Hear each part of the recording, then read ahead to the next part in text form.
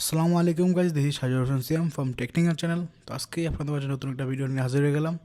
তো মাত্র 15,000 টাকা আইফোন এক্সটা 2025 সালে নিয়ে ঠিক হবে কি ঠিক হবে না, তা আজকে পুরো ভিডিওটি তুলে ধরবো। চলেন বেশি কথা মানে শুরু করা যাক ভিডিওটা। তো এই আইফোন এক্সটা 2017 সালে লঞ্চ একটা ফোন। আজ থেকে প্রায় 8 বছর হয়ে গেছে এটার বয়স। এখনও এটা হাই সেলিং বেশি।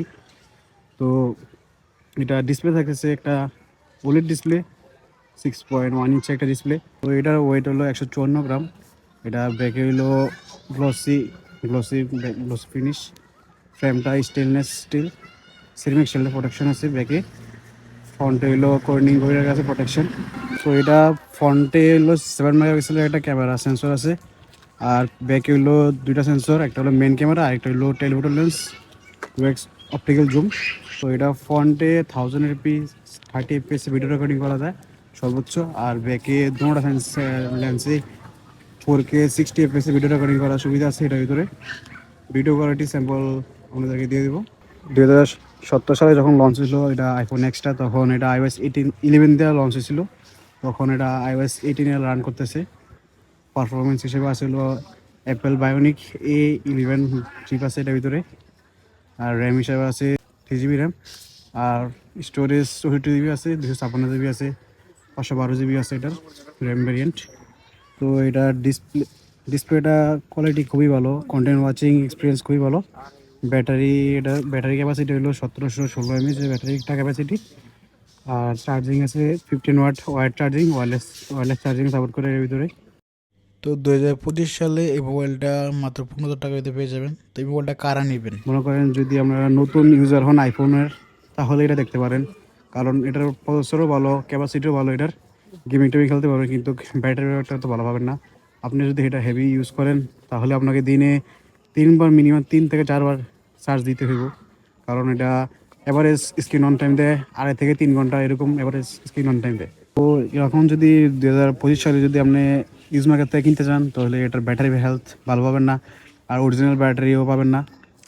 মনে করেন যদি আপনি ফেসবুক দোকান থেকে কিনেন, তাহলে মনে করেন এটা রিফার্বিশ থাকবো, ব্যাটারি চেঞ্জ থাকতে পারে, বা অনেক সময় ডিসপ্লেও চেঞ্জ থাকে অনেকগুলো।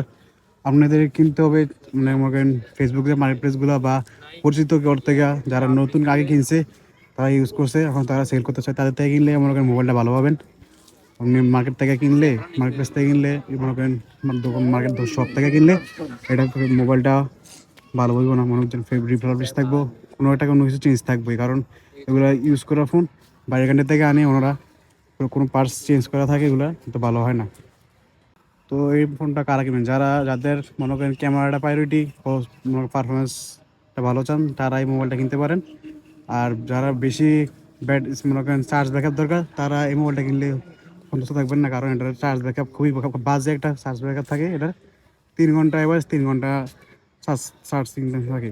যারা নতুন আইফোন ইউজ করতে চান, তাদের জন্য এই মোবাইলটা বেস্ট হবে 20,000 টাকার ভিতরে। তো এখন যে ভিডিও কোয়ালিটি দেখতে পাচ্ছেন সেটা হলো আইফোন এক্সের ভিডিও কোয়ালিটি ব্যাক ক্যামেরার মেন লেন্সের। তো মেন লেন্স থেকে শিফট করা হয়েছে ভিডিও কোয়ালিটি সেকেন্ড লেন্সে। জুমটা দেখতে পাচ্ছেন কীরকম হয়। টেলিফোটো লেন্স আছে 2x শিফট করা হয়েছে এটা জুমটা।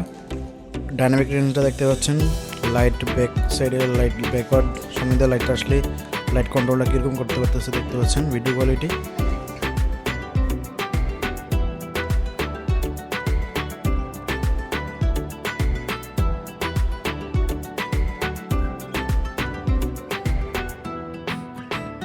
তো এখন যে ভিডিও দেখতে পাচ্ছেন সেটা হলো front camera video quality. Front camera highest 1080p 30 fps video recording করা যায়। তো পিকচারটা দেখতে পাচ্ছেন এটা হলো আইফোন এক্সের ব্যাক ক্যামেরা স্যাম্পল, এটা হলো 2x এর স্যাম্পল, আর এটা হলো আইফোন এক্সের ব্যাক ক্যামেরা স্যাম্পল, এটা হলো ফ্রন্ট ক্যামেরা স্যাম্পল।